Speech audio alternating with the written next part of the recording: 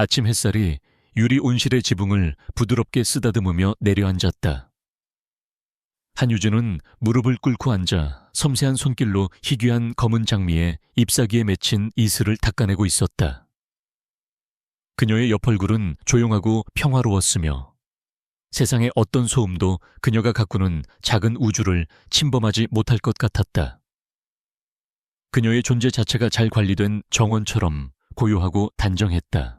결혼 10년 차, 그녀는 아우라 그룹의 대표 강지훈의 아내로서 완벽한 삶을 살고 있었다. 그녀는 남편의 성공을 조용히 내조하는 현모양처의 역할을 단 한 번도 벗어난 적이 없었다. 그녀의 하루는 이른 아침 정원을 가꾸는 것으로 시작해 남편을 위한 건강한 아침 식사를 준비하고 그가 떠난 집을 정돈하는 것으로 채워졌다. 유진은 흙냄새와 섞인 장미 향을 깊게 들이마셨다. 이 순간만큼은 그녀는 오롯이 한유진일 수 있었다. 복잡한 세상의 논리와 무자비한 생존 경쟁과는 거리가 먼 오직 식물의 성장과 자연의 순리만이 존재하는 공간이었다. 그녀의 가늘고 긴 손가락이 흙을 매만질 때마다 그녀의 마음속 깊은 곳에 있는 무언가가 차분하게 가라앉는 듯했다. 강지훈은 아침 식사를 위해 식탁에 앉으며 아내의 모습을 사랑스럽게 바라보았다. 그녀가 차려낸 식탁은 언제나 정갈하고 따뜻했다. 갓 구운 빵 냄새와 신선한 샐러드, 그리고 그가 좋아하는 방식으로 내린 커피까지. 그는 아내의 존재가 자신에게 얼마나 큰 안식처인지 매일 아침 새삼 깨닫곤 했다. 세상의 모든 전쟁은 현관문 밖에서 끝났다. 오늘 아침 장미는 좀 어때? 당신이 어제 걱정하던데. 지훈이 부드럽게 물으며 커피잔을 들었다. 그의 목소리에는 아내를 향한 다정한 관심이 묻어났다. 그는 아내가 식물들과 나누는 교감을 이해하지는 못했지만 그것이 그녀에게 평화를 준다는 사실만으로도 만족했다. 그녀의 평화는 곧 그의 평화이기도 했다. 유진은 옅은 미소를 지으며 고개를 끄덕였다. 괜찮아요. 밤사이 이슬이 좀 과했을 뿐이에요. 곧 다시 쌩쌩해질 거예요. 그녀의 대답은 언제나처럼 차분하고 간결했다. 그녀는 남편의 넥타이를 매만져주며 그의 얼굴에 스친 미세한 불안감을 읽어냈다. 하지만 그녀는 묻지 않았다.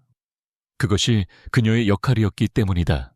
오늘 아우라 그룹은 넥서스 홀딩스와의 중요한 계약을 앞두고 있었다. 바이오 신약 기술 이전을 둘러싼 이 계약은 아우라의 미래 성장 동력을 결정할 중대한 사안이었다.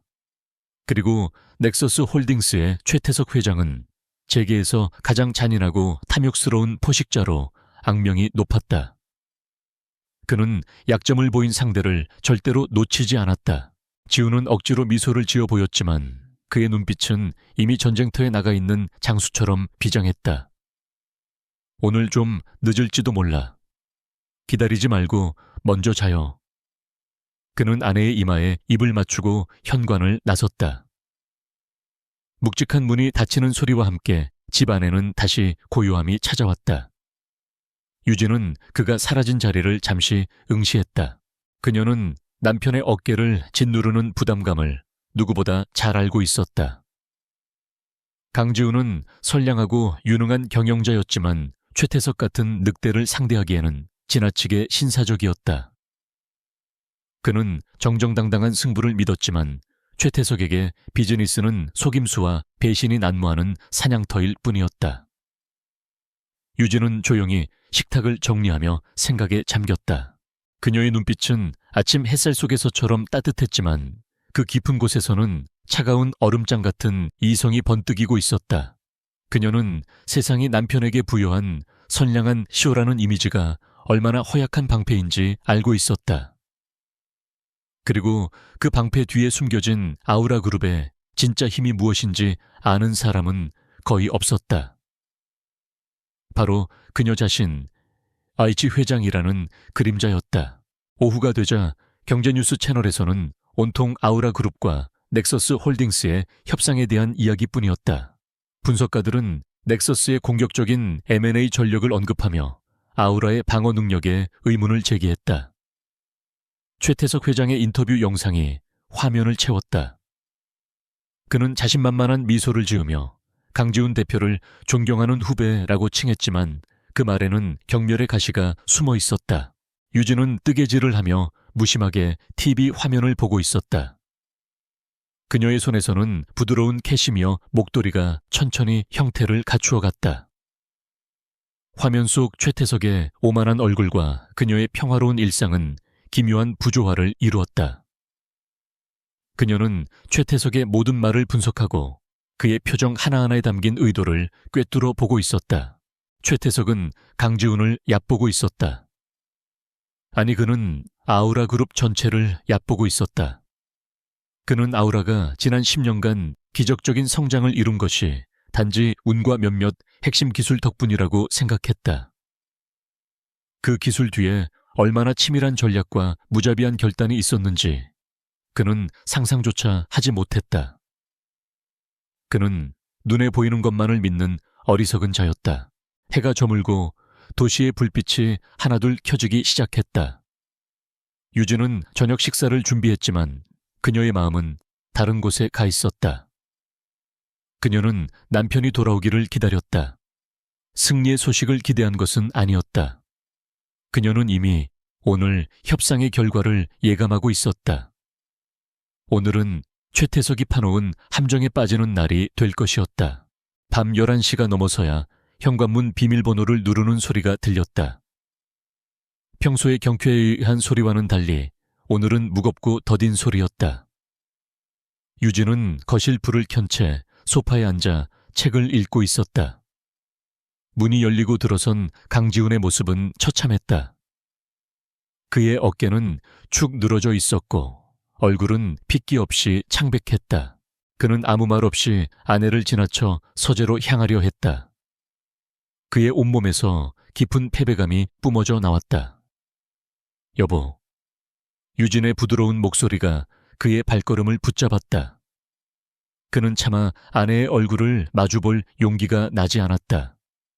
그는 언제나 그녀에게 강하고 듬직한 남편이고 싶었지만 오늘의 그는 그저 패배자일 뿐이었다. 지우는 천천히 고개를 돌렸다. 유진은 소파에서 일어나 그에게 다가왔다. 그녀의 눈에는 어떤 비난이나 실망의 기색도 없었다. 오직 따뜻한 연민과 위로만이 담겨 있었다.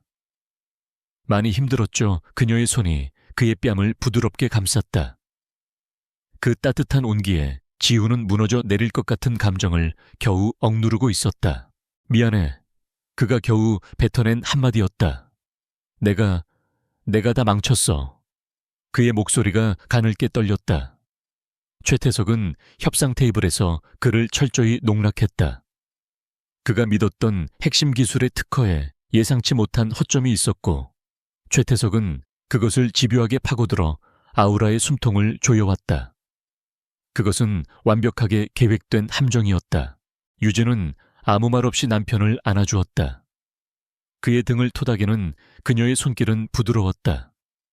하지만 그녀의 눈빛은 서재 너머 도시의 야경을 향해 있었다. 그 차갑게 빛나는 눈동자 속에서는 이미 수천 개의 전략이 시뮬레이션 되고 있었다. 강지훈의 패배는 그녀의 전쟁 시나리오 안에 있는 첫 번째 단계에 불과했다. 최태석은 사자를 건드린 것이 아니었다. 그는 사자의 주인을 건드렸다. 그리고 그 주인은 자신의 것을 지키기 위해서라면 기꺼이 지옥의 악마가 될 준비가 되어 있었다. 유진은 남편의 지친 몸을 부축해 침실로 이끌었다. 그녀의 얼굴에는 여전히 현모양처의 부드러운 미소가 걸려 있었지만 그 미소 뒤에서는 거대한 폭풍이 조용히 눈을 뜨고 있었다. 그날 밤 강지훈이 깊은 절망 속에서 잠든 사이 한유진은 조용히 침실을 빠져나왔다. 그녀는 집 가장 깊숙한 곳에 있는 자신의 서재로 향했다. 그곳은 남편조차 한 번도 들어가 본 적 없는 금단의 공간이었다. 지문과 홍채 인식 이중 보안 시스템을 통과하자 서늘한 공기가 그녀를 맞았다. 방 안은 그녀의 정원과는 완전히 다른 세상이었다. 한쪽 벽면 전체가 실시간으로 전 세계 주식시장과 뉴스 각종 데이터를 보여주는 거대한 스크린으로 채워져 있었다. 중앙에는 군사작전실을 연상시키는 거대한 원형 테이블이 놓여 있었다. 그녀가 지정된 자리에 앉자 테이블 위로 홀로그램 인터페이스가 떠올랐다. 그녀의 손가락이 허공을 가르며 빠르게 움직이기 시작했다. 넥서스 홀딩스의 재무구조, 최태석의 개인 자산 현황, 그와 연결된 모든 정관계 인사들의 리스트가 스크린에 펼쳐졌다. 그녀의 눈빛은 더 이상 온화한 아내의 것이 아니었다. 그것은 모든 것을 꿰뚫어보고 적의 심장을 향해 비수를 꽂을 순간을 노리는 냉혹한 전략가의 눈빛이었다. 김비서. 그녀가 나지막이 말하자 스피커를 통해 곧바로 목소리가 들려왔다.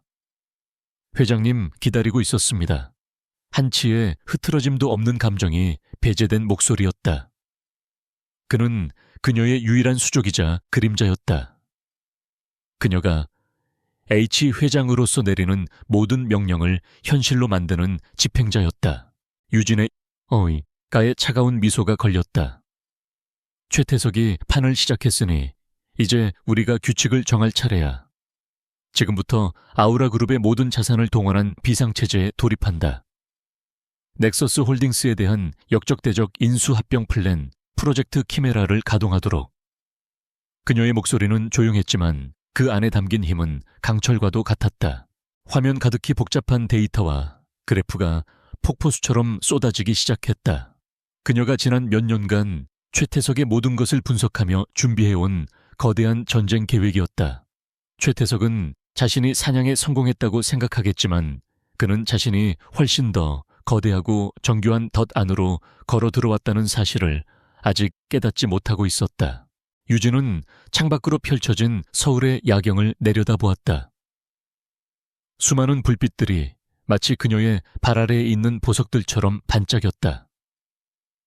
그녀에게 이 도시는 거대한 체스판이었고 그 위에서 움직이는 모든 말들은 그녀의 의지대로 움직여야 했다. 남편의 눈물은 그녀에게 상처가 아닌 전쟁의 명분이 되었다. 이제 사냥의 시간이었다. 차가운 금속과 유리가 지배하는 비밀 서재 안에서 한유진의 모습은 완전히 다른 사람 같았다. 부드러운 아내의 가면은 온데간데 없고 거대한 제국을 통치하는 여제의 냉철함만이 남아있었다. 그녀의 눈빛은 홀로그램 스크린 위를 흐르는 수많은 데이터를 하나도 놓치지 않고 꿰뚫고 있었다. 그녀의 뇌는 슈퍼컴퓨터처럼 정보를 분석하고 최적의 경로를 계산해냈다.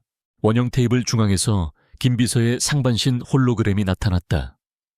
그는 안경 너머로 감정을 읽을 수 없는 눈을 하고 꼿꼿한 자세로 서 있었다. 회장님, 그림자들 전원 소집 완료했습니다. 금융팀, 법무팀, 정보분석팀 모두 대기 중입니다.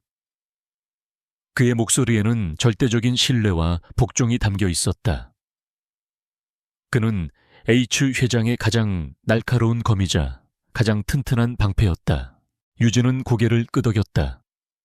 그녀의 목소리는 방 안의 서늘한 공기처럼 낮고 차분했다. 최태석이 건드린 특허는 미끼였어.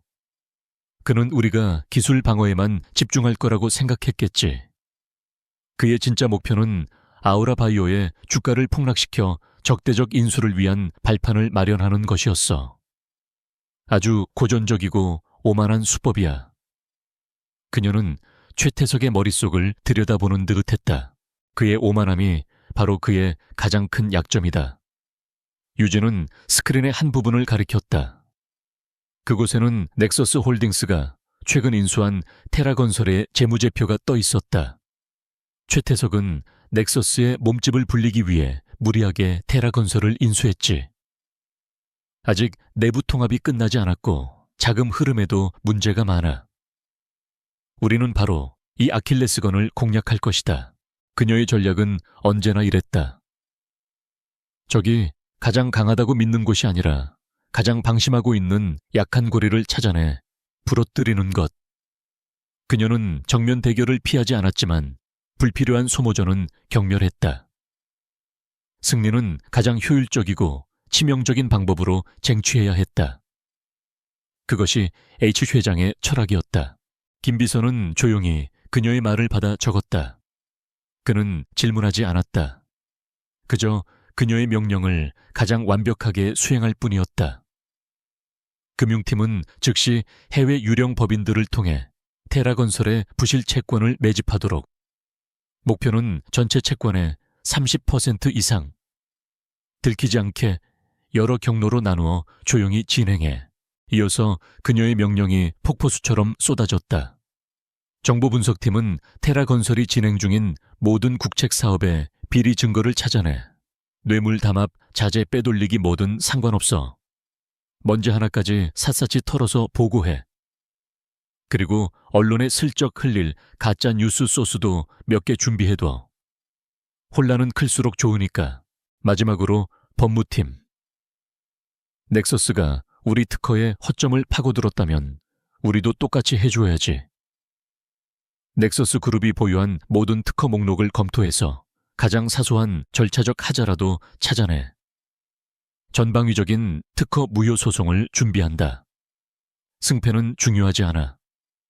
중요한 건, 휴한 건 그들을 법정 싸움에 묶어두고 에너지를 소진시키는 거니까. 김 비서의 홀로그램이 고개를 숙였다. 명령 접수했습니다, 회장님. 즉시 실행하겠습니다. 그의 모습이 사라지자 방 안에는 다시 유진 혼자 남았다. 그녀는 거대한 스크린에 펼쳐진 거미줄처럼 복잡한 작전 계획도를 응시했다. 이것은 단지 비즈니스 전쟁이 아니었다. 이것은 그녀의 영역을 침범한 자에 대한 응징이었다. 그녀가 회장이 된 것은 아버지의 갑작스러운 죽음 이후였다. 아버지가 남긴 작은 제약회사를 지키기 위해 그녀는 순진한 미대생에서 차가운 전략가로 다시 태어나야 했다.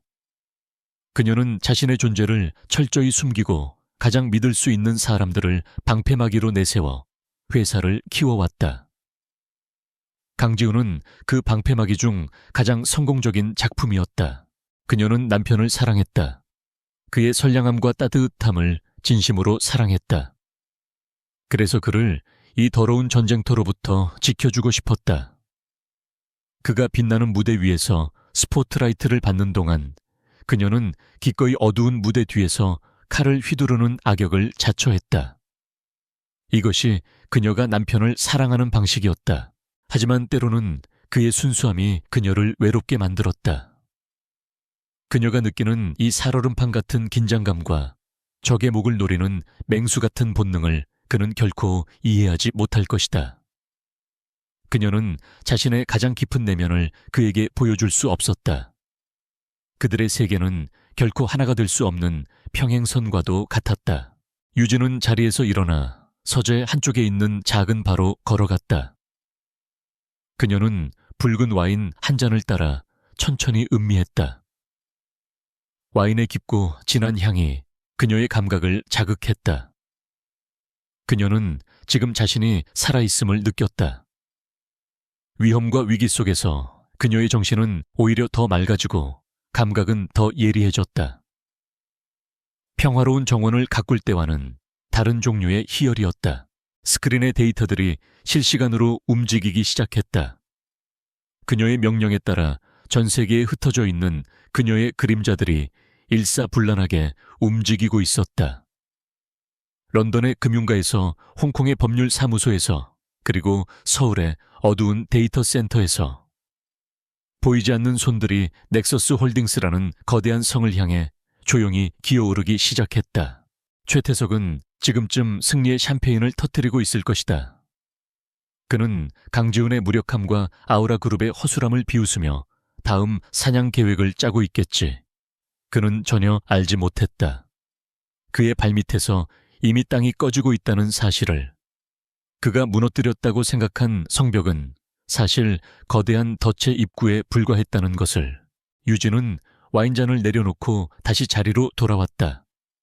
그녀는 침실의 CCTV 화면을 띄웠다. 화면 속에서 남편 강지훈은 괴로운 듯 뒤척이고 있었다. 그의 얼굴에는 깊은 고뇌와 자책감이 서려 있었다. 유진은 그 모습을 조용히 바라보았다. 그녀의 마음속에서 차가운 분노와 뜨거운 연민이 뒤섞였다. 조금만 더 버텨요, 여보. 내가 당신의 왕국을 되찾아 줄 테니. 그리고 당신을 능멸한 자들을 무릎 꿇게 만들 테니. 그녀는 마음속으로 맹세했다. 그녀의 손가락이 다시 허공을 갈랐다. 추가적인 명령들이 김비서에게 전송되었다. 그것은 더욱 대담하고 더욱 무자비한 계획이었다. 그녀는 이 전쟁을 시작한 것을 후회하게 만들어줄 작정이었다. 최태석이 가진 모든 것을 빼앗고 그가 쌓아 올린 모든 것을 무너뜨릴 것이다. 그가 강지훈에게 안겨준 절망과 굴욕을 수백 배로 되돌려줄 것이다. 이것은 복수이자 그녀의 제국을 지키기 위한 성전이었다. 동이 트기 시작할 무렵 유진은 모든 작전 배치를 마쳤다. 거대한 톱니바퀴들이 맞물려 돌아가기 시작했고 이제 그녀가 할 일은 조용히 결과를 기다리는 것뿐이었다. 그녀는 서재의 모든 시스템을 종료하고 방을 나섰다. 보안문이 닫히는 순간 그녀는 다시 평범한 아내 한유진의 모습으로 돌아왔다. 그녀는 샤워를 하고 잠옷으로 갈아입은 뒤 조용히 침실로 들어갔다. 남편의 옆자리에 눕자 그의 몸에서 희미한 술 냄새가 났다. 그는 잠들기 전에 혼자 술을 마신 모양이었다. 유진은 그의 등을 향해 눕고 가만히 그의 허리를 감싸 안았다. 그의 몸이 미세하게 떨리는 것이 느껴졌다. 괜찮아요. 다 괜찮아질 거예요. 그녀가 잠꼬대처럼 속삭였다. 그녀의 목소리는 한없이 부드럽고 따뜻했다. 그 목소리가 밤새도록 냉혹한 명령을 내리던 지휘관의 것이라고는 아무도 상상할 수 없을 것이다. 강지훈은 아내의 온기에 무의식적으로 몸을 기댔다. 그는 꿈속에서도 여전히 악몽과 싸우고 있었다. 유진은 잠든 남편의 등을 토닥이며 창밖을 보았다. 어둠이 걷히고 여명이 밝아오고 있었다. 서울이라는 거대한 정글이 다시 깨어날 시간이었다. 새로운 하루가 시작되고 있었다. 하지만 오늘의 태양은 어제와는 다를 것이다. 오늘부터 H 회장의 방역이 시작될 테니까. 그림자 속의 여제가 움직이기 시작했으니까. 다음 날 아침 증권시장이 문을 열자마자 작은 파문이 일었다. 아무도 주목하지 않는 한 인터넷 경제지에 테라건설 유동성 위기설 솔솔이라는 제목의 짧은 기사가 실린 것이다. 기사는 구체적인 근거 없이 몇몇 익명의 채권 분석가들의 우려를 인용하는 수준이었지만 그 파급력은 보이지 않는 곳에서부터 시작되고 있었다. 같은 시각 넥서스 홀딩스 회장실에서 최태석은 값비싼 시가를 피우며 만족스러운 미소를 짓고 있었다. 그의 책상 위 모니터에는 아우라바이오의 주가가 곤두박질치는 그래프가 선명하게 그려져 있었다. 강지훈의 절망적인 얼굴을 떠올리자 쾌감마저 느껴졌다. 그에게 사업은 양육강식의 법칙이 지배하는 사냥터였고 그는 최상위 포식자였다. 비서가 조심스럽게 들어와 테라건설에 대한 부정적인 기사에 대해 보고했다. 최태석은 눈살을 찌푸렸지만 대수롭지 않게 여겼다. 그런 찌라시에 일일이 대응할 필요 없어. 우리 넥서스가 보증하는데 어느 정신 나간 놈들이 테라를 흔들겠나. 곧 잠잠해질 게다. 그의 목소리에는 자신감이 넘쳤다. 그는 자신의 제국이 난공불락이라고 믿었다. 하지만 그가 무시한 작은 기사는 한유진이 던진 첫 번째 돌멩이에 불과했다. 그 돌멩이가 만들어낸 물결은 보이지 않는 심해에서부터 거대한 해일로 변하고 있었다. 런던, 뉴욕, 홍콩에 흩어져 있는 유령 회사들이 거미줄처럼 움직이며 시장에 풀린 테라건설의 회사채를 조용히 사들이기 시작했다. 마치 하이에나 떼가 죽은 버펄로에게 달려들듯이 유진은 아침 햇살이 가득한 온실에서 검은 장미를 손질하며 태블릿 PC로 실시간 시장 상황을 체크하고 있었다. 그녀의 모습은 평화로운 전원 생활을 즐기는 귀부인 같았지만 그녀의 눈은 먹잇감을 노리는 매처럼 날카롭게 빛났다. 최태석의 예상대로 시장은 처음에는 별다른 반응을 보이지 않았다. 하지만 그녀는 서두르지 않았다. 사냥은 인내심이 가장 중요한 미덕이었다. 오후가 되자 그녀의 정보팀이 준비해둔 두 번째 공격이 시작되었다. 훨씬 더 공신력 있는 경제 주간지에서 테라건설이 참여한 대규모 항만 건설 사업에 비리 의혹을 제기한 것이다. 기사는 내부 고발자의 증언이라며 구체적인 정황까지 묘사했다. 이것은 단순한 루머가 아니라 사실에 기반한 정밀 타격이었다. 시장은 즉각 반응했다. 테라건설의 주가는 급락하기 시작했고 외국인 투자자들이 대량으로 주식을 내다 팔았다. 최태석은 더 이상 이 상황을 무시할 수 없었다. 그는 긴급 임원회의를 소집하고 책상을 내리치며 고함을 질렀다. 도대체 누구야? 어떤 놈들이 감히 내 뒤통수를 치려는 거냐? 그의 분노의 임원들은 고개만 숙일 뿐이었다. 최태석은 즉시 자사주를 매입해 주가를 방어하라고 지시했다. 또한 언론사를 상대로 법적 대응을 준비하라고 명령했다. 그의 해결 방식은 언제나 힘으로 찍어 누르는 것이었다. 그는 돈과 권력으로 해결하지 못할 문제는 없다고 믿었다. 하지만 그는 자신이 상대하는 적이 어떤 존재인지 전혀 감을 잡지 못하고 있었다. 유진은 최태석의 움직임을 손바닥 보듯 꿰뚫어 보고 있었다. 그의 주가 방어 자금이 투입되는 순간을 기다렸다는 듯이 그녀는 다음 카드를 꺼내 들었다. 그녀의 금융팀이 매집한 부실 채권을 담보로 국제 신용평가사에 테라건설의 신용등급 재평가를 공식적으로 요청한 것이다. 이것은 최태석의 허를 찌르는 한 수였다. 신용등급 강등의 위험은 주가 하락보다 훨씬 치명적이었다. 그것은 회사의 자금 조달 능력 자체를 마비시킬 수 있었다. 최태석은 경악했다. 누군가 조직적으로 그리고 매우 지능적으로 자신을 공격하고 있다는 사실을 그제야 깨달았다. 하지만 여전히 그 배후가 아우라 그룹일 것이라고는 상상조차 하지 못했다. 그는 강지훈을 이미 끝난 상대로 취급하고 있었다. 최태석이 테라건설의 문제에 매달려 허우적거리는 동안 유진의 법무팀은 넥서스 그룹의 심장부를 향한 칼을 갈고 있었다. 그들은 넥서스가 보유한 수백 개의 특허를 샅샅이 분석하여 주력 사업 분야의 핵심 특허 몇 개에서 절차상의 작은 흠결을 발견해냈다. 그것은 일반적인 상황에서는 문제될 것이 없는 사소한 실수였지만 H 회장의 손에서는 치명적인 무기가 될 수 있었다. 밤이 되자 강지훈은 여전히 시리에 빠져 있었다. 그는 회사에 나가지 않고 하루 종일 서재에 틀어박혀 있었다. 유진은 그를 억지로 위로하려 하지 않았다.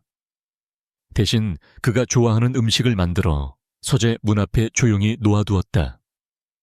지금 그에게 필요한 것은 시간이자 스스로 일어설 힘이었다. 그리고 그 힘을 되찾을 발판은 그녀가 만들고 있었다. 유진은 자신의 비밀 서재에서 거대한 스크린을 통해 전쟁의 전황을 지켜보고 있었다. 테라건설의 주가는 폭락을 거듭했고 최태석은 밑 빠진 독에 물 붓듯이 자금을 쏟아붓고 있었다. 그는 분노와 조급함에 이성을 잃어가고 있었다. 반면 유진은 얼음처럼 차갑고 고요했다. 그녀의 체스판 위에서 상대방의 킹은 이미 외통수에 몰리고 있었다. 김비서, 이제 마지막 단계야. 그녀가 나지막이 말했다. 우리가 확보한 채권을 근거로 테라건설의 채무 불이행을 선언하고 법원에 기업회생 절차를 신청하도록 해. 동시에 법무팀은 준비한 특허, 무효 소송을 제기한다. 모든 것은 내일 아침 시장이 열리기 전에 이루어져야 해. 그녀의 목소리에는 한치의 망설임도 없었다. 이것은 넥서스 홀딩스에 대한 전면전 선포나 다름없었다. 테라건설을 법정 관리로 넘겨 넥서스 그룹의 재무 구조에 직접적인 타격을 주고 동시에 주력 사업을 특허 소송으로 묶어버리는 양동 작전이었다. 최태석은 자회사와 모회사가 동시에 불길에 휩싸이는 악몽 같은 상황을 맞이하게 될 것이었다. 다음 날 아침 언론은 두 가지 충격적인 뉴스로 도배되었다. 테라건설의 법정관리 신청과 넥서스 그룹에 대한 대규모 특허 침해 소송. 시장은 패닉에 빠졌고 이번에는 테라건설뿐만 아니라 넥서스 홀딩스의 주가마저 폭락하기 시작했다. 최태석의 제국에 거대한 균열이 생기기 시작한 것이다. 최태석은 자신의 사무실에서 신문을 갈기갈기 찢어발겼다. 그의 얼굴은 분노로 시뻘겋게 달아올랐다. 그는 마침내 이 모든 공격이 하나의 배후에서 나왔다는 것을 직감했다. 이것은 우연이 아니었다. 철저하게 계획된 기습이었다. 찾아내. 당장 이 배후를 찾아내 땅을 파서라도 그놈들 정체를 알아내란 말이다. 그는 미친 사자처럼 포효했다. 사냥꾼이 이제 사냥감이 되었다는 사실을 그는 아직 인정하고 싶지 않았다. 최태석의 제국은 사방에서 덮쳐오는 유령 같은 적들 때문에 혼란에 빠졌다. 그는 동원할 수 있는 모든 정보망과 인력을 총동원해 배후를 추적했다. 하지만 그들이 마주한 것은 겹겹이 쌓인 안개뿐이었다. 테라건설의 채권을 매집한 주체는 조세핀 안처에 서류상으로만 존재하는 페이퍼 컴퍼니들의 복잡한 연합체였고 자금의 출처는 절대로 추적할 수 없도록 세탁되어 있었다. 그는 미친 듯이 날뛰었지만 보이지 않는 적은 그의 주먹을 비웃기라도 하든 허공만 가를 뿐이었다. 최태석은 생전 처음으로 무력감을 느꼈다. 그는 언제나 자신이 판을 짜고 상대를 조종하는 입장이었지만 지금은 정반대였다. 누군가 자신을 거대한 체스판 위의 말처럼 농락하고 있었다. 그의 오만한 자존심에 깊은 상처가 났다. 한편 한유주는 자신의 비밀 서재에서 차분하게 다음 수를 준비하고 있었다. 그녀는 최태석이 곧 이성을 잃고 자신이 가진 가장 강력한 무기를 꺼내들 것이라고 예상했다. 그것은 바로 돈으로 매수한 부패한 권력이었다. 그녀는 최태석의 사업적 힘이 아니라 그를 비호하는 검은 커넥션이야말로 그의 진짜 힘의 원천임을 간파하고 있었다. 김비서, 이제부터 타겟을 변경한다. 그녀는 스크린에 몇몇 인물들의 사진을 띄웠다. 그들은 모두 정재계의 유력 인사들이었다. 최태석이 기댈 수 있는 연줄들을 미리 끊어놔야 해. 특히 박민준 의원과 중앙지검의 양 부장검사. 이 두 사람이 최태석의 가장 튼튼한 방패막이가 될 것이다. 그들의 모든 것을 파헤쳐 그녀의 명령에 따라 그림자들은 다시 한번 어둠 속으로 스며들었다. 이번 임무는 금융시장을 교란하는 것보다 훨씬 더 위험하고 섬세한 작업이었다. 그것은 살아있는 권력의 심장부에 칼을 꽂는 일이었다. 한 팀은 박민준 의원의 비서실에 위장 잠입했고 또 다른 팀은 양 부장검사가 자주 찾는 고급 룸살롱의 내부 정보를 캐기 시작했다. 그들의 첩보 활동은 한편의 스파이 영화처럼 은밀하고 정교하게 이루어졌다.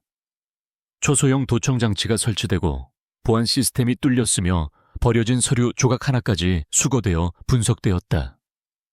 유진의 정보 분석팀은 밤낮 없이 그들이 수집한 정보의 조각들을 맞춰나가며 최태석과 부패 커넥션의 전체 그림을 완성해 가고 있었다. 예상대로 궁지에 몰린 최태석은 움직이기 시작했다. 그는 박민준 의원에게 비밀리에 연락을 취했다. 의원님, 저 최태석입니다. 지금 저를 흔드는 놈들이 있습니다. 의원님의 힘이 좀 필요합니다. 테라건설에 대한 검찰 수사와 특허청의 조사를 막아주십시오. 은혜는 두둑이 갚겠습니다. 그의 목소리는 다급함으로 가득 차 있었다. 하지만 최태석은 알지 못했다. 그가 박 의원과 나누는 모든 대화가 이미 유진의 귀에 실시간으로 들어가고 있다는 사실을. 박 의원의 사무실에 설치된 작은 벌레가 그들의 검은 거래를 하나도 빠짐없이 녹음하고 있었다. 이것이 바로 유진이 파놓은 함정이었다. 그녀는 최태석이 스스로 덫에 걸려들도록 유도한 것이다. 박민준 의원은 최태석의 오랜 뒷배였다. 그는 넥서스 홀딩스로부터 막대한 정치 자금을 받아왔고 그 대가로 넥서스가 관련된 여러 이권 사업에 편의를 봐주었다. 그는 자신의 정치 생명이 최태석과 묶여 있다는 사실을 잘 알고 있었다. 그는 즉시 자신의 인맥을 움직여 양 부장검사에게 압력을 넣었다. 양 부장검사 역시 최태석으로부터 정기적으로 상납을 받아온 부패한 검사였다. 그는 박 의원의 전화를 받고 마지못해 넥서스 관련 사건들을 덮어주기로 약속했다.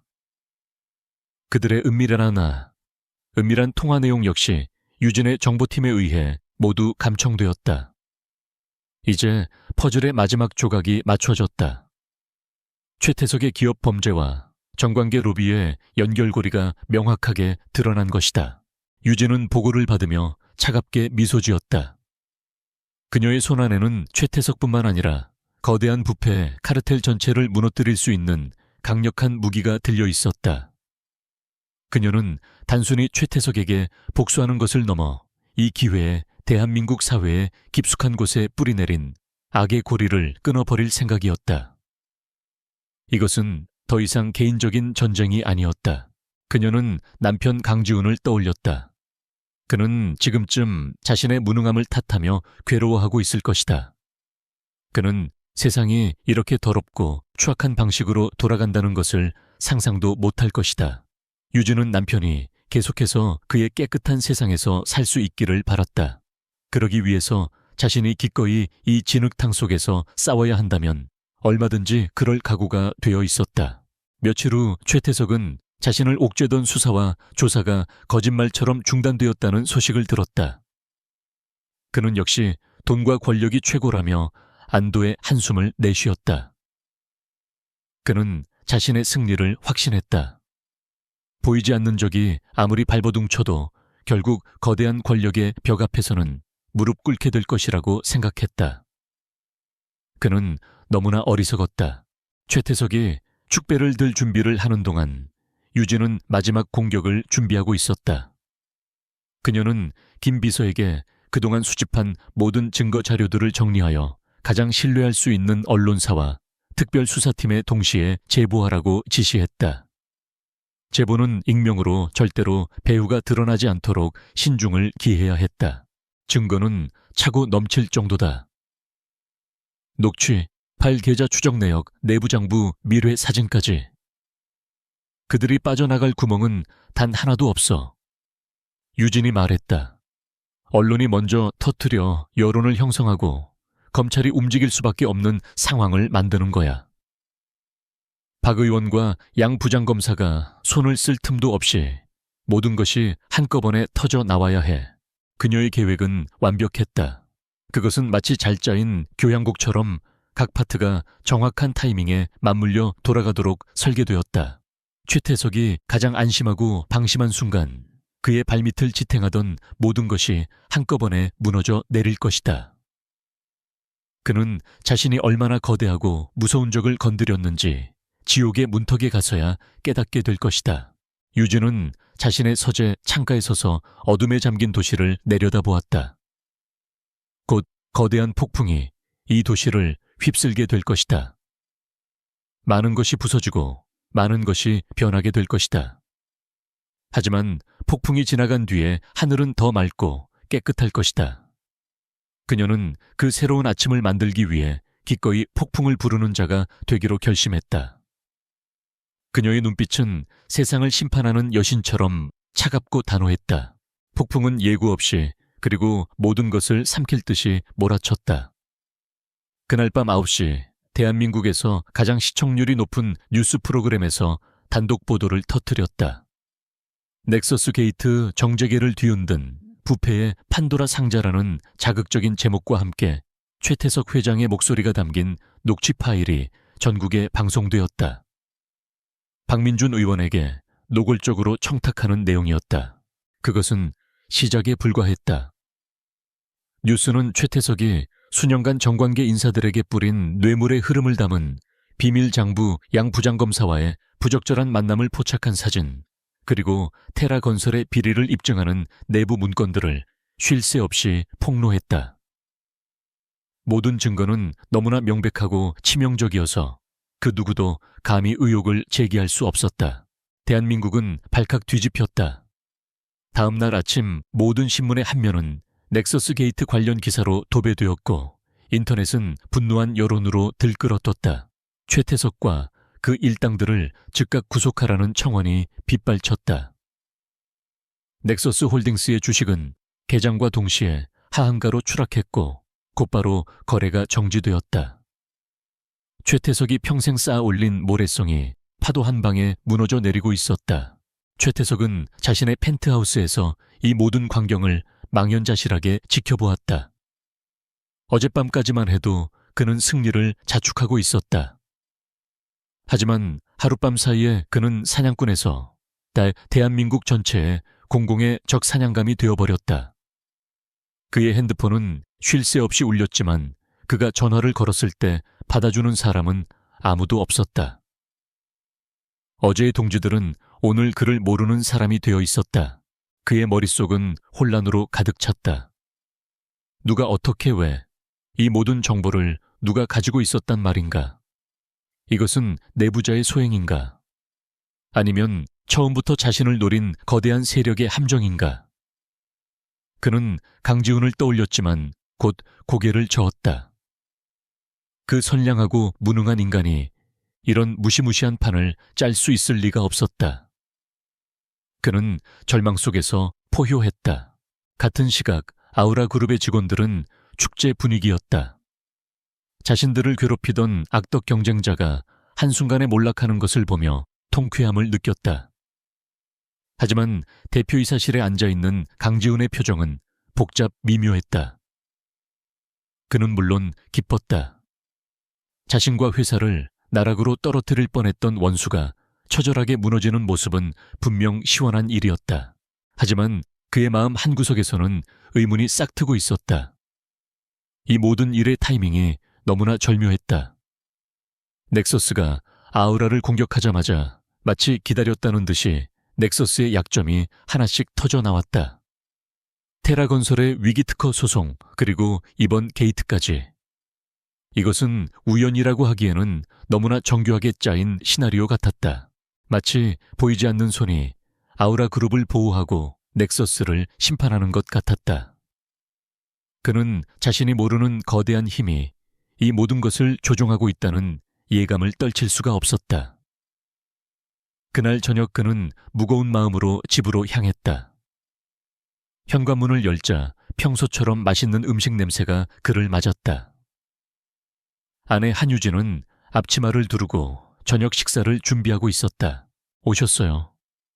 여보, 오늘 뉴스는 온통 넥서스 이야기뿐이네요. 정말 놀라운 일이에요. 유진은 아무것도 모른다는 듯 순진한 표정으로 말했다.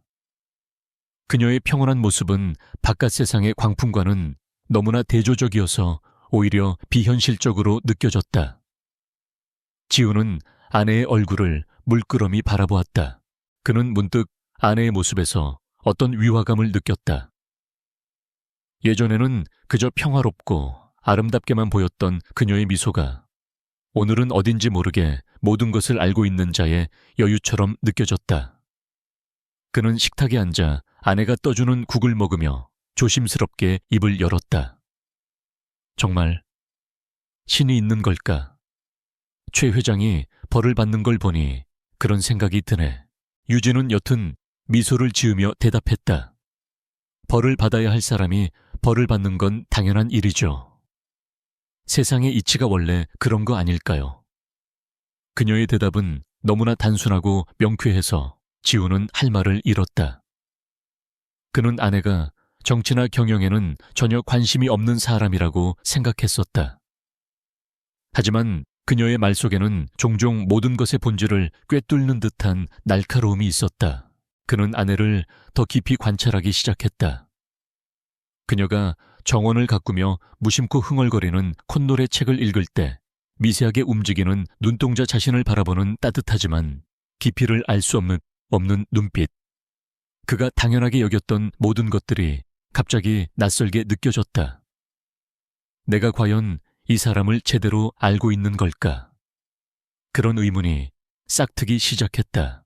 며칠 후 검찰은 여론에 등 떠밀려 넥서스 게이트에 대한 특별수사팀을 꾸리고 대대적인 수사에 착수했다. 최태석은 출국 금지 조치를 당했고 그의 사무실과 자택은 압수수색을 당했다. 그가 믿었던 권력의 방패는 산산조각 났고 그는 이제 법의 심판대 위에 오를 일만 남은 신세가 되었다. 사냥꾼은 완전히 덫에 갇혔다. 그날 밤 지우는 잠든 아내의 얼굴을 가만히 내려다보았다. 고요한 숨소리를 내며 잠든 그녀의 모습은 천사와도 같았다. 하지만 그는 이제 더 이상 그녀를 예전처럼 볼 수 없었다. 아우라 그룹을 구한 보이지 않는 손. 혹시 그 손의 주인이 바로 내 옆에 잠든 이 사람은 아닐까? 터무니없는 상상이었지만 한번 피어난 의심은 꼬리에 꼬리를 물고 이어졌다. 그는 조용히 침대에서 일어나 서재로 향했다. 그는 컴퓨터를 켜고 지난 몇 주간 벌어졌던 일들을 시간 순서대로 정리하기 시작했다. 넥서스의 공격 테라 건설의 위기 특허 소송, 그리고 게이트 폭로. 모든 사건들은 절묘하게 맞물려 최태석의 숨통을 조여왔다. 이것은 한 사람의 머리에서 나왔다고 밖에는 설명할 수 없는 완벽한 전략이었다. 그때 등 뒤에서 부드러운 목소리가 들려왔다. 잠이 안 와요. 유진이 가운을 걸친 채 서재 문 앞에 서 있었다. 지우는 깜짝 놀라 컴퓨터 화면을 가렸다. 유진은 그의 그런 행동을 보고 희미하게 미소 지었다. 뭘 그렇게 보고 있어요 혹시? 내 비밀이라도 알아낸 것처럼 그녀의 목소리는 농담 같았지만 그녀의 눈은 웃고 있지 않았다. 그 순간 지우는 심장이 멎는 듯한 전율을 느꼈다. 넥서스 홀딩스는 거대한 난파선처럼 침몰하고 있었다. 최태석은 검찰 조사를 받으며 하루하루 지옥 같은 시간을 보냈다. 그가 가진 대부분의 자산은 동결되었고 그를 따르던 이들은 모두 등을 돌렸다. 결국 그는 회사를 살리기 위해 마지막 남은 자존심마저 버리고 아우라 그룹에 인수를 제안할 수밖에 없었다. 그것은 항복 선언이나 다름없었다. 인수 협상이 진행될 마지막 날, 아우라 그룹의 최상층 회의실에는 무거운 침묵이 흘렀다. 한쪽에는 강지훈과 아우라의 법무팀이 앉아 있었고 반대쪽에는 초췌한 모습의 최태석과 그의 변호사가 앉아 있었다. 한때 업계를 호령하던 포식자의 모습은 온데간데 없고 모든 것을 잃은 폐잔병의 모습만이 남아 있었다. 강지훈은 복잡한 심경으로 인수 계약서의 마지막 조항들을 검토하고 있었다. 회사는 위기에서 벗어나 업계 최고의 자리에 오르게 되었지만 그는 전혀 기쁘지 않았다. 아내에 대한 의심은 날이 갈수록 커져만 갔고 그 의심은 그들의 관계에 보이지 않는 벽을 만들고 있었다. 그는 아내가 낯설었고 그 사실이 그를 두렵게 했다. 최종 서명을 앞두고 최태석이 갑자기 입을 열었다. 그의 목소리는 쇳소리처럼 거칠었다. 서명하기 전에 마지막으로 한 가지 조건이 있다. 회의실의 모든 시선이 그에게 쏠렸다. 그의 변호사조차 당황한 표정이었다. 이 모든 판을 짠 진짜 주인을 만나게 해줘. 그 유령 같은 놈의 얼굴을 직접 봐야겠다. 그는 강지훈을 경멸 어린 눈으로 쳐다보았다. 강지훈 내놈 짓이 아니란 건 안다. 너 같은 얼간이가 이런 일을 꾸밀 수 있을 리가 없지. 내 뒤통수를 친 그놈을 데려와. 그놈을 보기 전까지는 이 계약서에 손가락 하나 까딱 안 할 거다. 그것은 패자의 마지막 옥이었다. 그는 자신이 누구에게 패배했는지조차 모른다는 사실을 견딜 수 없었다. 강지훈은 뭐라고 대답해야 할지 몰랐다. 그 역시 그 유령의 정체를 알고 싶었다. 그 순간 회의실의 묵직한 문이 소리 없이 열렸다. 모두의 시선이 문 쪽으로 향했다. 문 앞에는 한유진이 서 있었다. 그녀는 평소처럼 단아한 원피스 차림에 부드러운 미소를 짓고 있었다. 그녀의 손에는 작은 보온병이 들려 있었다. 최태석은 그녀를 보고 피식 웃었다. 저것 봐라. 중요한 비즈니스 자리에 아내가 커피 배달이나 하고 있으니 강지훈 내 놈은 그래서 안 되는 거야. 그는 유진을 그저 남편 뒷바라지나 하는 평범한 아내로 취급했다. 회의실에 있던 다른 사람들도 비슷한 생각이었다. 강지훈만이 심장이 철렁 내려앉는 것을 느꼈다. 유진은 최태석의 조롱에도 전혀 동요하지 않았다. 그녀는 우아한 걸음으로 테이블을 향해 걸어왔다. 하지만 그녀는 남편인 강지훈에게 가지 않았다. 그녀는 테이블 상석 회장만이 앉을 수 있는 빈 의자를 향해 걸어갔다. 그리고 그 자리에 자연스럽게 앉았다. 회의실의 모든 사람들이 숨을 죽였다. 그녀는 들고 온 보온병을 테이블 위에 놓았다. 그러고는 최태석을 똑바로 응시했다. 그녀의 눈빛은 더 이상 따뜻하고 부드럽지 않았다. 그곳에는 모든 것을 꿰뚫어 보는 듯 단 차가운 지성과 상대를 압도하는 위압감이 서려 있었다. 찾으시는 사람이 접니다. 최태석 회장님. 그녀의 목소리는 조용했지만 회의실 전체를 얼어붙게 할 만큼의 힘이 있었다. 최태석의 얼굴에서 웃음기가 사라졌다. 그는 자신이 잘못 들었다는 듯한 표정이었다. 뭐라고 그는 어이없다는 듯 되물었다. 그는 이 상황을 이해할 수 없었다. 유진은 몸을 앞으로 기울이며 나지막이 말했다. 테라건설의 부실 채권을 매입한 주체는 내가 버진 아일랜드에 세운 17개의 페이퍼 컴퍼니입니다. 박민준 의원에게 건넨 5억 원짜리 시계는 당신 비자금 계좌에서 나온 돈이었죠. 스위스 은행의 계좌번호 뒷자리는 77788. 더 말해드릴까요? 최태석의 얼굴이 하얗게 질려갔다. 그녀가 말하는 내용들은 그와 그의 가장 은밀한 측근들만이 아는 정보였다.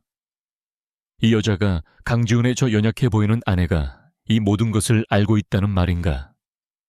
그의 뇌는 사실을 받아들이기를 거부했다. 그것은 그의 세계관 전체를 뒤흔드는 충격이었다. 바로 그때 회의실 문이 다시 열리고 김 비서가 들어왔다. 그는 유진의 뒤에 꼿꼿이 서서 고개를 숙였다. 회장님 요청하신 자료 준비되었습니다. 그 한마디가 모든 상황을 정리했다. 회장님, 그 호칭은 강지훈이 아닌 그의 아내 한유진을 향한 것이었다. 모든 것이 명확해졌다. 아우라 그룹의 보이지 않는 손, 넥서스를 무너뜨린 유령. 그 모든 것의 정체가 바로 눈앞의 저 여자 한유진이었다. 그녀는 남편을 CEO로 내세우고 자신은 그림자 뒤에 숨어 거대한 제국을 통치해온 진짜 주인이었던 것이다. 최태석은 헛웃음을 터뜨렸다. 웃음은 점점 커져 광기 어린 비명처럼 변해갔다. 하하하 내가 저런 계집에게. 그는 말을 잇지 못하고 의자에 주저앉았다. 그를 무너뜨린 것이 재계의 거물이 아니라 그가 거들떠보지도 않았던 남자의 순종적인 아내였다는 사실은 그의 자존심을 산산조각냈다. 그것은 죽음보다 더한 굴욕이었다. 하지만 최태석보다 더 큰 충격을 받은 사람은 강지훈이었다. 그는 유령처럼 하얗게 질린 얼굴로 아내를 바라보았다. 지난 10년간 자신과 함께 살았던 여자가 아니었다. 꽃을 가꾸고 자신의 건강을 걱정하고 따뜻하게 안아주던 그 사람이 아니었다. 그의 눈앞에 있는 것은 냉혹한 승부사이자 무자비한 전략가 H 회장이었다. 그의 머릿속에서 모든 퍼즐 조각이 맞춰졌다. 회사가 위기에 빠질 때마다 기적처럼 나타났던 해결책들, 자신이 이해할 수 없었던 과감한 결정들, 그리고 최근 몇 주간 벌어졌던 모든 일들, 그 모든 것이 아내의 손안에서 이루어졌던 것이다. 그는 빛나는 무대 위에서 춤추는 꼭두각시였고 아내는 무대 뒤에서 모든 줄을 조종하는 인형사였다. 유진은 두 남자의 무너진 표정을 차갑게 내려다보았다. 그녀는 김 비서에게 눈짓했다. 김 비서는 준비해온 최종 계약서를 최태석 앞에 내밀었다. 이제 서명하시죠. 유진의 목소리에는 어떤 감정도 실려 있지 않았다. 최태석은 넋이 나간 사람처럼 떨리는 손으로 펜을 들어 자신의 제국을 넘기는 문서에 서명했다. 모든 것이 끝났다. 회의실에서 집으로 돌아오는 차 안은 숨막히는 침묵으로 가득 차 있었다. 강지훈은 운전대를 잡은 채 아무 말도 하지 않았고 한유진 역시 창밖에 스쳐 지나가는 풍경을 응시할 뿐이었다. 두 사람 사이에는 지난 10년의 세월이 무색할 만큼 깊고 서먹한 강이 흐르고 있었다. 그들이 함께 갖고 온 평화로운 세계는 산산조각 나버렸다. 집에 도착해서도 침묵은 계속되었다. 강지훈은 넥타이를 풀어 소파에 던지고는 술병부터 찾았다. 그는 독한 위스키를 따르며 떨리는 목소리로 겨우 입을 열었다. 누구야? 당신 대체 누구야? 내가 10년 동안 사랑했던 여자는 누구고 내 앞에 서 있는 당신은 또 누구지? 그의 눈빛에는 분노보다 더 깊은 혼란과 슬픔이 담겨 있었다. 그것은 그가 평생 느껴보지 못한 종류의 배신감이었다. 그는 아내가 자신을 속였다는 사실보다 그녀가 혼자서 얼마나 무겁고 외로운 짐을 짊어지고 있었는지 전혀 몰랐다는 무력감에 더 고통스러웠다. 그는 자신이 남편으로서 그리고 한 남자로서 완전히 실패했다는 느낌을 받았다. 그는 그녀의 가장 중요한 일부를 전혀 알지 못했다. 유진은 그의 맞은편에 조용히 앉았다. 그녀는 처음으로 그 앞에서 H 회장의 가면을 벗고 상처받기 쉬운 속내를 드러내기로 결심했다. 제가 누구였는지를 설명하려면 아버지가 돌아가셨던 그날부터 이야기를 시작해야 해요. 그녀의 목소리는 낮게 가라앉아 있었다. 그녀는 아버지의 작은 제약회사를 지키기 위해 20살의 나이에 전쟁터에 뛰어들어야 했던 과거를 털어놓았다. 그녀는 남성 중심적인 비즈니스 세계에서 젊은 여자가 겪어야 했던 멸시와 위협에 대해 이야기했다. 자신의 존재를 숨기고 A 회장이라는 유령을 만들어내야 했던 이유를 설명했다. 그리고 강지훈을 만났을 때 그의 선량함과 따뜻함 속에서 처음으로 안식을 느꼈다고 고백했다. 그를 지켜주고 싶었고 그에게는 이 더러운 세상의 추악함을 보여주고 싶지 않았다고 말했다. 당신을 CEO로 내세운 건 당신을 꼭두각시로 만들려던 게 아니었어요. 당신이라는 튼튼한 방패 뒤에서 나는 당신과 나의 세계를 지키는 칼이 되고 싶었어요. 당신이 빛 속에서 당당하게 걸어갈 때 나는 어둠 속에서 기꺼이 당신의 그림자가 되려고 했어요. 그것이 내가 당신을 사랑하는 방식이었어요. 그녀의 눈가에 처음으로 눈물이 맺혔다. 강지훈은 오랫동안 아무 말도 하지 않았다. 그는 아내의 이야기를 들으며 자신이 얼마나 좁은 세상에 살았는지 깨달았다. 그는 아내를 그저 지켜줘야 할 연약한 존재로만 여겼다. 하지만 그녀는 그보다 훨씬 더 강하고 훨씬 더 외로운 싸움을 해온 거인이었다. 그의 마음속에서 미안함과 존경심, 그리고 더 깊은 사랑이 뒤섞여 솟아올랐다. 그는 자리에서 일어나 그녀에게 다가갔다. 그리고 그녀를 조용히 안아주었다. 미안해, 그가 말했다. 당신이 그렇게 힘든 싸움을 하는 동안 아무것도 모르고 당신이 차려준 따뜻한 밥이나 먹고 있었던 내가 너무 한심해서. 정말 미안해. 그는 더 이상 그녀를 자신의 아내로만 보지 않았다. 그는 그녀를 자신의 동지이자 존경하는 리더로 보기 시작했다. 그날 밤 그들은 처음으로 모든 것을 공유했다. 유진은 자신의 비밀 서재로 지훈을 데려갔고 그곳에서 아우라 그룹의 진짜 심장을 보여주었다. 지훈은 경외감에 휩싸여 스크린에 펼쳐진 정보들을 바라보았다. 그는 자신이 운영해온 회사가 얼마나 거대하고 정교한 시스템 위에서 움직이고 있었는지 비로소 알게 되었다. 시간이 흘렀다. 최태석은 횡령 배임, 뇌물 공여 등 수많은 혐의로 징역 20년이라는 중형을 선고받았다. 그의 이름은 오만함이 어떻게 한 인간을 파멸시키는지를 보여주는 교과서적인 사례로 남게 되었다. 아우라 그룹은 넥서스의 핵심 자산을 성공적으로 흡수하여 누구도 넘볼 수 없는 거대 기업으로 재탄생했다. 그리고 세상은 마침내 아우라 그룹의 진짜 주인이 누구인지 알게 되었다. 한유진은 더 이상 그림자 속에 머물지 않았다. 그녀는 공식적으로 이사회 의장 자리에 올랐고 언론 앞에 당당히 자신의 모습을 드러냈다. 그녀의 등장은 재계에 신선한 충격을 주었고 그녀는 곧 가장 혁신적이고 카리스마 있는 리더로 주목받기 시작했다. 강지훈은 대표이사직을 계속 수행했다. 하지만 그의 역할은 달라졌다. 그는 더 이상 외로운 리더가 아니었다. 그는 아내의 가장 든든한 파트너로서 그녀의 전략적 비전을 현실로 구현하는 역할을 맡았다. 어떤 이들은 그를 여왕의 남자라며 수군거렸지만 그는 전혀 개의치 않았다. 아내의 위대함을 가장 가까이에서 지켜보는 것이 그에게는 가장 큰 기쁨이자 자랑이었다. 어느 맑은 날 오후 유진은 남편과 함께 처음 만났던 작은 공원을 산책하고 있었다. 그녀는 더 이상 온실 속의 장미가 아니었다. 그녀는 거친 들판에 핀 야생화처럼 강인하고 자유로운 아름다움을 뿜어내고 있었다.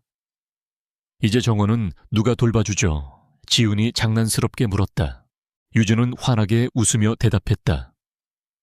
이제 내 정원은 이 회사 그리고 이 도시 전체가 될 거예요. 당신과 함께 가꿔 나가야죠. 그녀는 그의 손을 잡았다. 그들의 손은 굳게 맞잡혀 있었다. 그들은 이제 각자의 세계가 아닌 하나의 세계를 함께 걸어가고 있었다. 한때 현모양처의 가면을 썼던 여제와 그녀의 곁을 지키는 든든한 왕. 그들의 새로운 역사는 이제 막 시작되고 있었다.